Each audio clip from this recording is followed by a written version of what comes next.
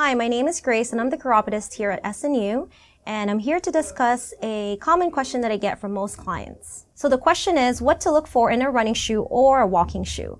Now keep in mind this is slightly different from a dress shoe only because it differs in function and in form. In many cases, a person's condition can be correlated to a flaw in their running shoe. So what you want to look for when you're buying a running shoe is that you want to make sure that it's got a good torsional stability.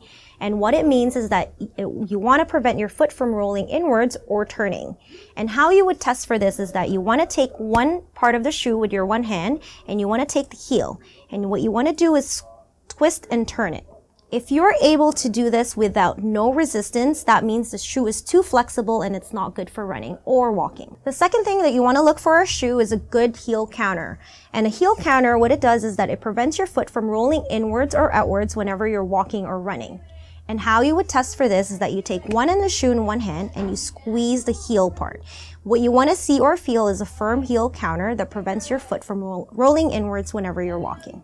The third thing that you want to look for is forefoot flexion stability. And how you would test for that is that you take one end of the shoe and you bend it. If you only see the bend towards the forefoot, that's actually a good thing. You don't want the shoe to be bending in the middle because that means it's too flexible and it allows for your foot to be unstable when running or walking. These are the three things that you want to look for when you're buying a running shoe or a walking shoe.